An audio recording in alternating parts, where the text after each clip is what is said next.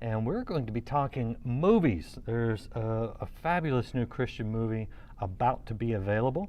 October 2nd is the date it's released, so if you happen to be catching this in the replay after October 2nd, 2020, just go watch it right now. Otherwise, set an alert on your phone or something and be sure to check this movie out. It is called The Order of Rights, and to set it up, I'm just going to play the trailer. Here it is. You really like him, don't you? Yeah. It's a skill. This girl's a genius. I'm counting on you to keep these guys focused. And I don't want to hear anything about girls and parties. Do you like to stay? I think that I should. Even if it's just for a moment. Oh, God. Where do I go from here?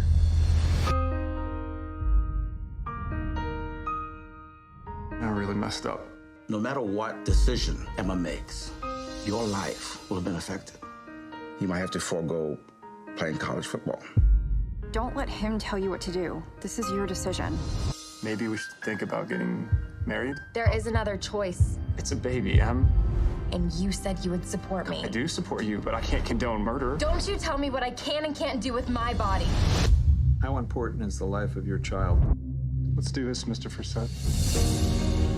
I'm here to serve you and your daughter a court notice. What business is my daughter's life to you? This riveting case seizes the national spotlight, involving a young man's pursuit to prevent his girlfriend from aborting their child. Did you do this to create media attention? Look outside, Mr. Carpenter. Isn't this exactly what you were hoping for, your 15 minutes of fame? We actually have a kid who wants to be a dad and not a deadbeat. But first, he needs a court to recognize that the child has a right to live. Is Miss Stein's baby viable right now? No, not at this Thank stage. you. No more questions, Your Honor. Do you believe that the pro-life issue has become the civil rights issue of the day? A woman has a right to choose what she does with her body. The baby's not her body. I'd like to ask you, if the fetus can feel... Absolutely. When does human life begin? Is that what this is about? I thought the message was that I have the right to choose. Emma, do you want to keep this pregnancy or not?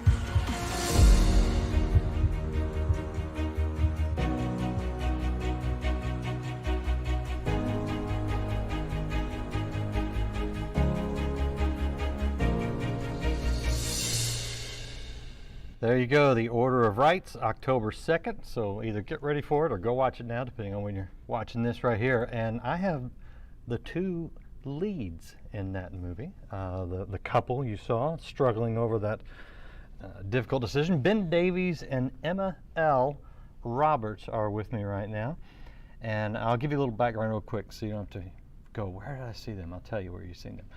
Ben you've seen in lots of great Christian movies, including Overcomer, which I was a big fan of, Virtuous, If You're Gone, War Room, Courageous, and he also co-starred with Elle Roberts in Because of Gracia with John Schneider, I'm Not Ashamed, which is the Rachel Scott story, and maybe some of you have seen the Vindication TV series. I know we talked to Todd Terry here on Life Today Live a little while back. And then Emma has also been in Unplanned, which is the Abby Johnson story, and had a little role in a couple of movies a lot of people saw, The Hunger Games, Mockingjay Parts 1 and 2, and then the Divergent series, Insurgent installment of that. So welcome, guys, to Life Today Live. Great to have you both. Thank you. Thank you so much for having us. All right, so this is a tough topic. This is a hot topic, obviously, but I mean, just covering abortion is, huge enough. But then the whole parental rights thing thrown in there. I'm curious. I mean, I realize you guys are actors, so this is not your personal life story or anything. But what did it do for you guys just going through the process of acting out this hot issue? So this is actually, I think, my fourth pro-life film that I've been a part of in one way or another in the last couple of years. I think that when I had originally started doing films, I knew I just wanted to act, and then the deeper into the filmmaking process I got, the more and more involved I got in stories that really impact my heart.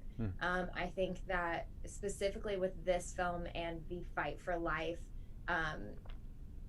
this is a really interesting story because I actually have the opportunity to look at it from a different point of view. My character is very pro-choice, and so for me, to be able to step into someone else's shoes and have different life experiences, and then to portray that, I think, as a human, outside of acting, it just gives you more compassion.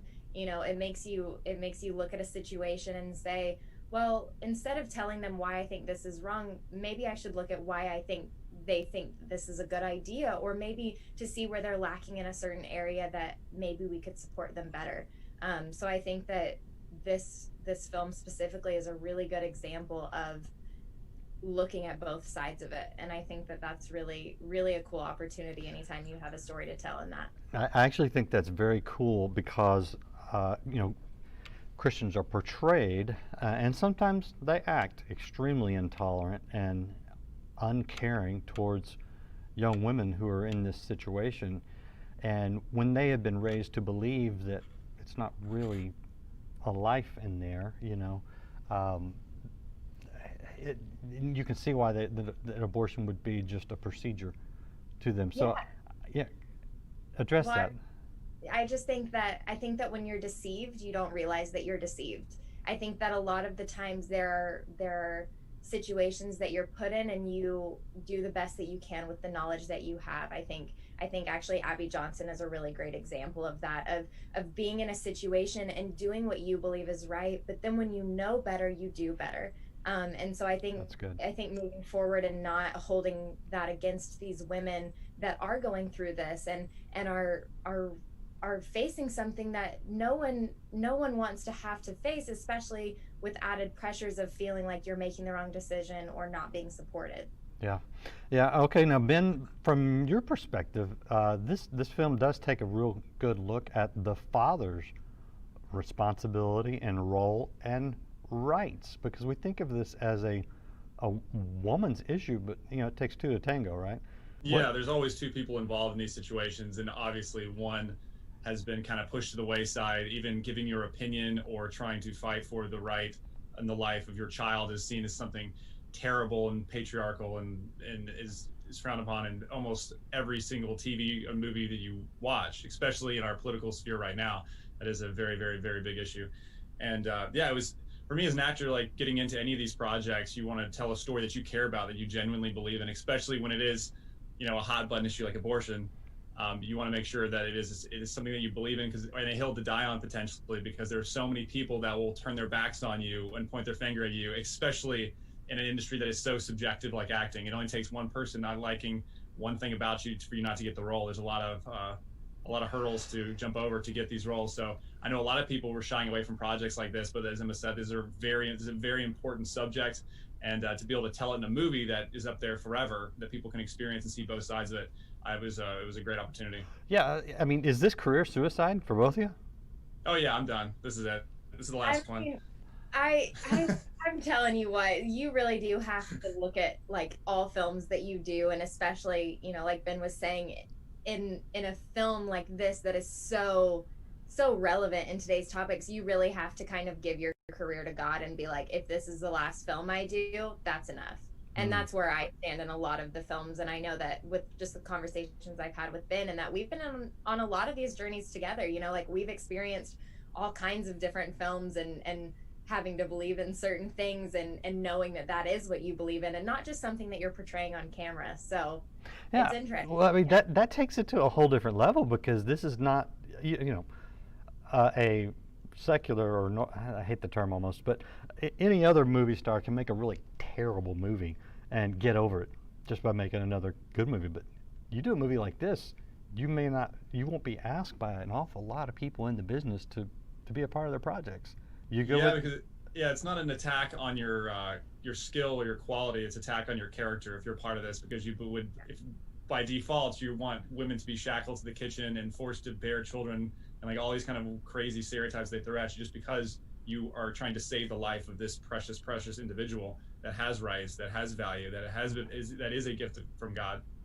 And so, but they'll throw all the names in the book at you to be a part of these kind of projects. But like Emma said, you just got to believe in them. And I was kind of joking when like, oh, my career's over after this. Like, I believe that God has a purpose in all these projects, and I wouldn't jump into them if I didn't think that the Lord was moving. And Emma and I have not shied away from any controversial movies. We've done several that have been somewhat controversial to people that were more radical or have more disdain for the Christian belief, and putting out projects like that. Yeah, but you have to have that level of commitment, no doubt. And by the way, thank you. You don't know this, but I was adopted. I was the product of two people that were married but not to each other, and a brief relationship that resulted in an unwanted child and an unplanned pregnancy. And thank God she believed, as you do in this film, you portray in this movie, that people like me deserve a shot at life. So thank you. I absolutely love that. And I mean, for using your platform to share things like that, I think that that is very courageous of you to be open about it, because it does take a lot because of everyone's opinions. But I think that is one of the beauties of this film is like you said, this film is forever, and it gives people the opportunity to hear stories like yours and believe that there is hope for a beautiful future, and there is beauty from what you see as ashes. Yeah. So I think that's incredible. That's awesome. Yep. And I do have stories and testimonies like that are so powerful and so important, and that's storytelling. We try to create one on the screen, but real life testimonies is what changes people's hearts. You can give every statistic you want, you can follow the science, you can follow the heartbeat, like when these things happen, and a lot of people will put a deaf ear to it. But when it's someone standing in front of you that, no, I'm a product of this, and I have value, and I do have a life because these people chose to do the right thing, that is what changes people's minds. And that's what a lot of this movie is about too. We address the legal ramifications and where these rights should start and end. But it's the story. And so Em and I always like to do any project like that. We're telling great stories of people in these situations. It's powerful. And so that's why I really appreciate your testimony, man. It's awesome. Yeah. Well, and it gets crazier actually, but I won't go into all the details right now. I found both of them and have great relations with both of them. But so when you talk about the story, you talk about communicating a pro-life message.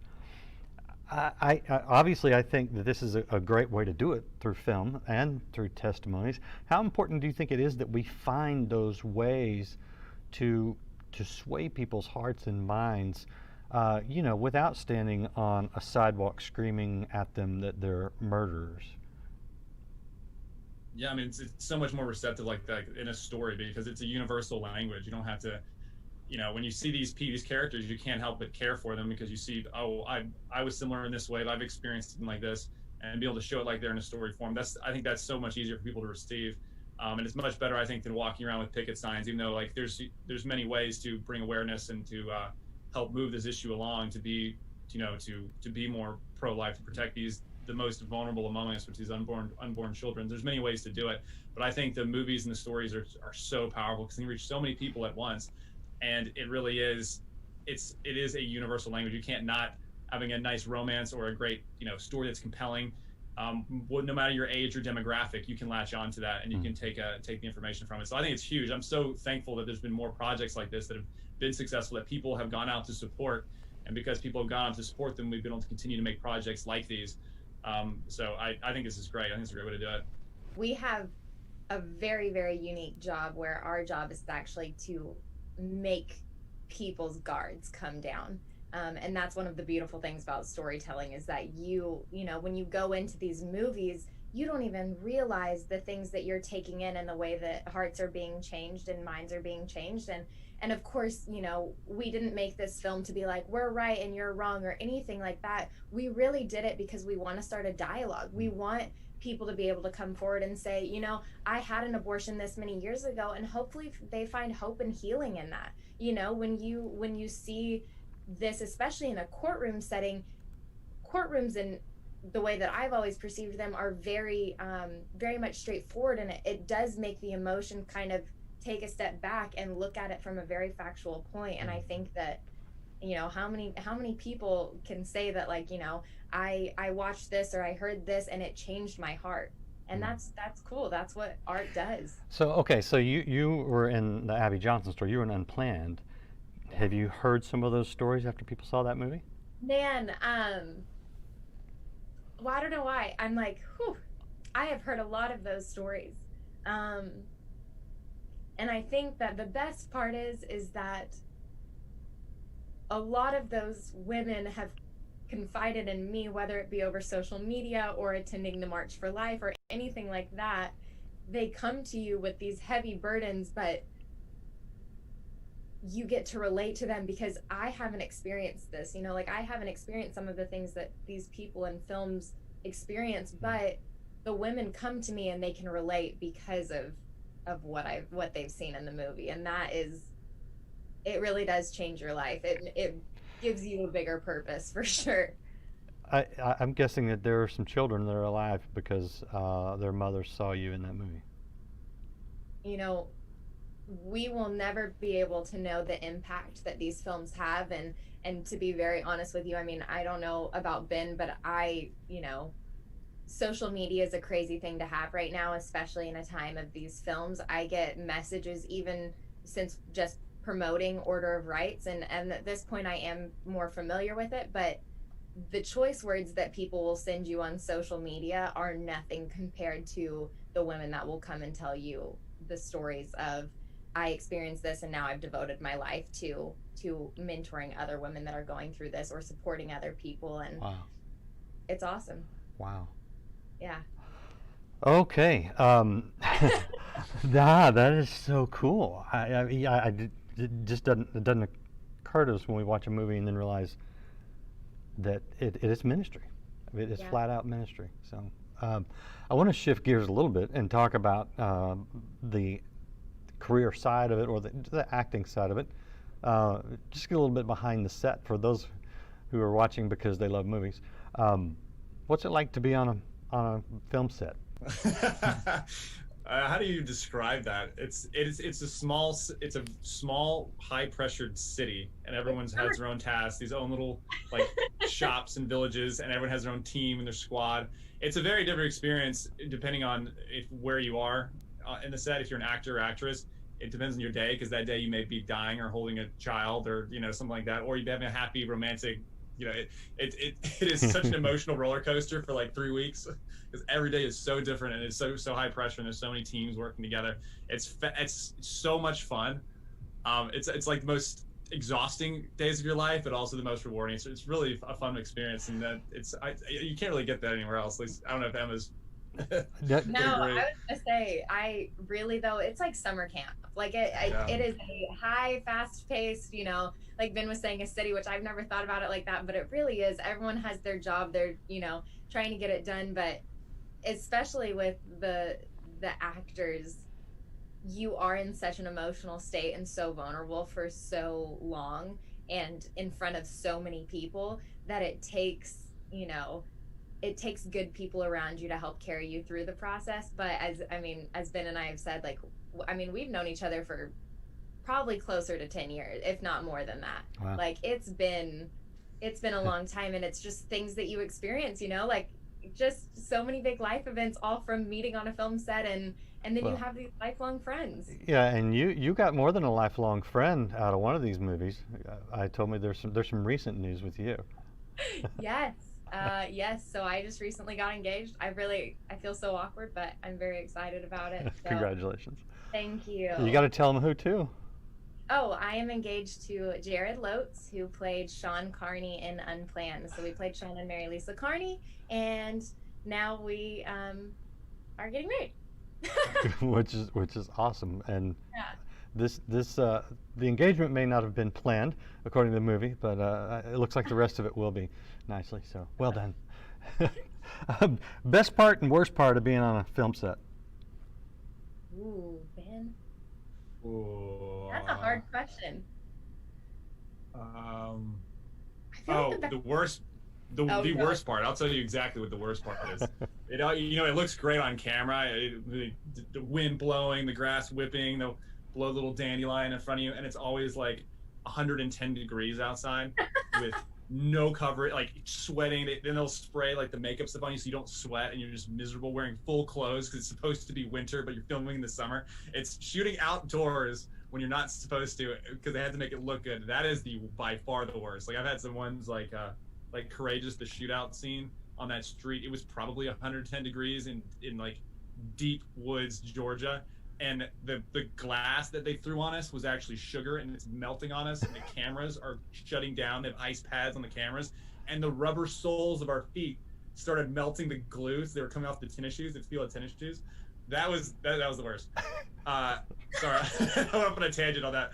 The best part, honestly, which I've had actors think this is the worst part of it, but I genuinely love any of the emotional elements that you get into in a movie, because I never, Lord willing, a lot of these things I'll never get to experience.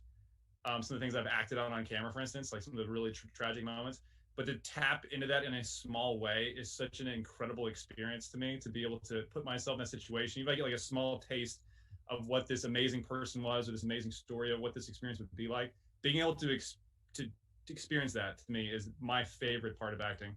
And I know that for a lot of people, I don't know if Emma feels the same way, but I know a lot of people that it's really draining. It takes them a while to get out of it, and sometimes they're messed up a little bit, but I genuinely am appreciative every time I get to go into one of those scenes.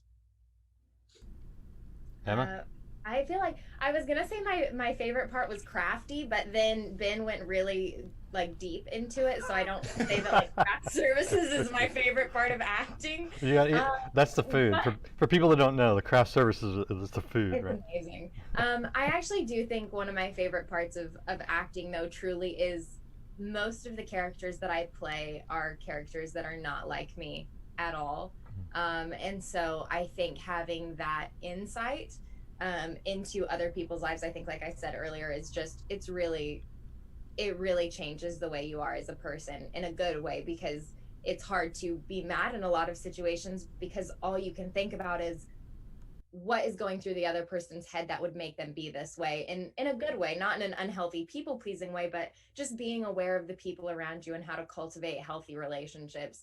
But on set, really, I think the friends that you make is the best. I personally think probably the worst part of filming is when you have to leave filming and returning to normal life, because that is like, it is the worst feeling in the whole wide world. You go back and it's like there's no one there, there's no craft services to make you breakfast in the morning. I mean, as a girl, no one does your hair and makeup anymore. So it's like summer camp just ended. Yeah, it's real sad. Yeah, it was actually a hard the project that Em and I were both on, the I'm Not Ashamed. That one, coming out of that, coming back to the real world from that specific set, was a really, really tough one too. Yeah, some of those, it does stick with you afterwards. Like, it took like 2 weeks almost to kind of get back to where I was like, okay, this is that real life. All right. Yeah, Ken and I both played little rough thugs in that movie. That's why. Oh yeah, we did. We played that one close to the chest. That's more how we are in real life. You know, just rough thugs. Okay, question for both of you. We'll start with Emma. The one character, if you could play anybody, any character, real or fictional, who would you want to play? Like someone that's like someone that's written in a book or something? Whatever. I've always wanted to do live action Disney films.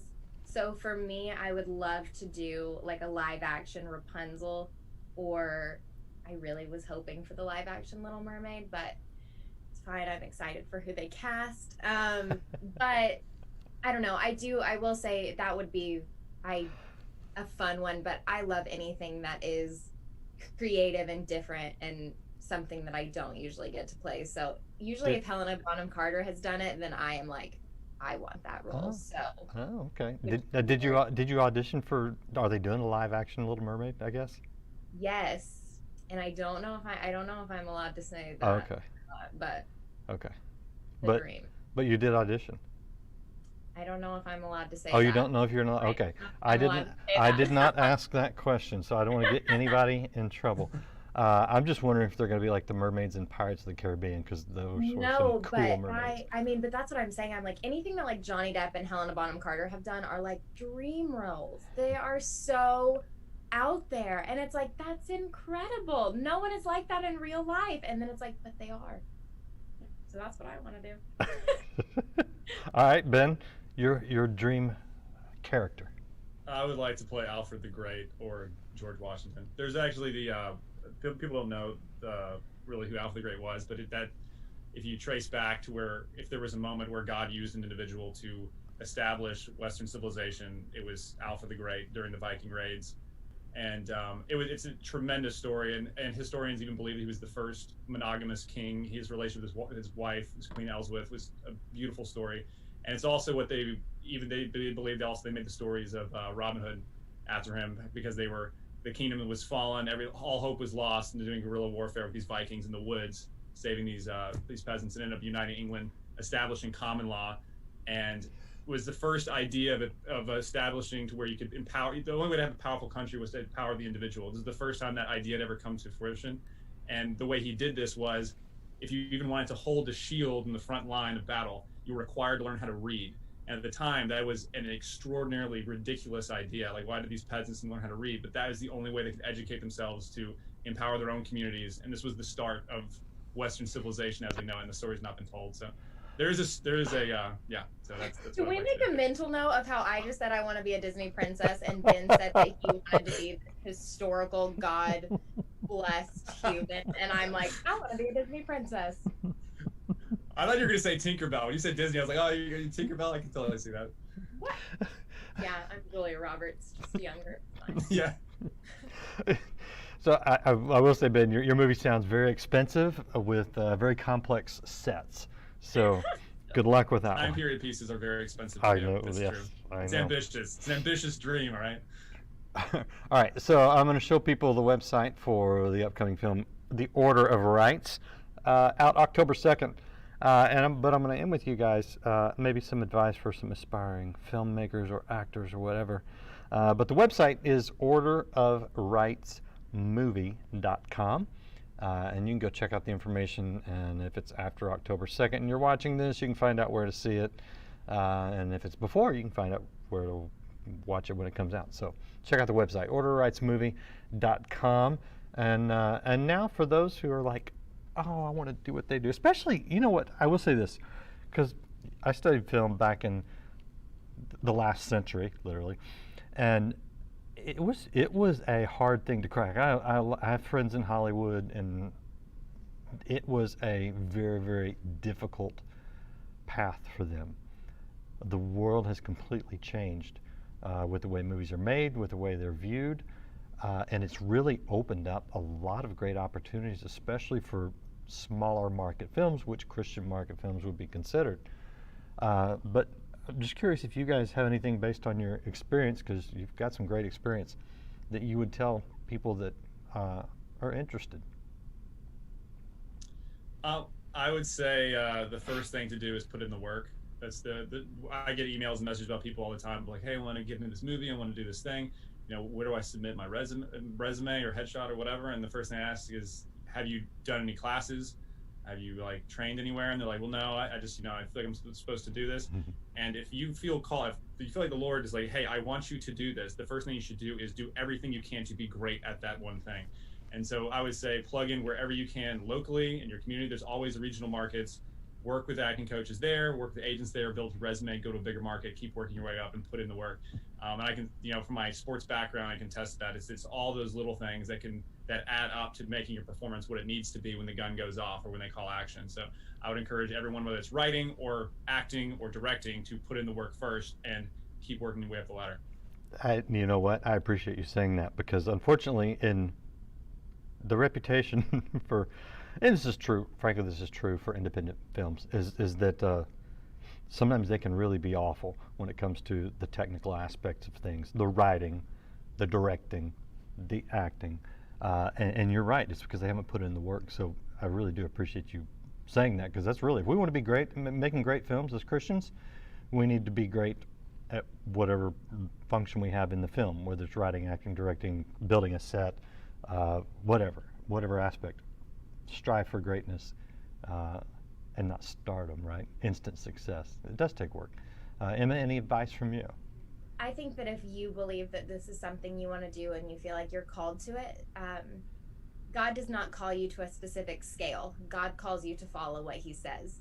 So if you feel called to act, and that means that you're acting in church productions or you're acting in TikToks or Instagram or social media, whatever it is, be the best that you can be and know that that is enough. Like what you are called to do and where you are supposed to be. I mean, you know, Paul was in prison. Like, you know, there is no specific region that you are supposed to be in. So go where you feel called, be in that place, and be content with that situation and give it your all. I think the other thing, and it was something I was always told as an actor, and if you are an orange, and let's say you're an orange at a farmer's market, everyone might want an apple or a banana or some other type of fruit, but one day they're going to want an orange, and you're going to want to be there. So don't give up, and don't try and be a banana or an apple if you are called to be an orange. So that is my little funny fruit metaphor, but it's something that I still think about to this day. So there you go. Great advice from a Disney princess wannabe. Thank you, Ben Davies, Elle Roberts, for being with me. Great seeing both of you guys, and great sports. Good luck with the movie, and I will show it as we exit here. That is it, Order of Rights movie. Spread the word, check it out, and props to my friend Cameron Arnett, who's a fabulous actor and in this film. Thanks for watching Life Today Live. Join us again next time right here for more great interviews.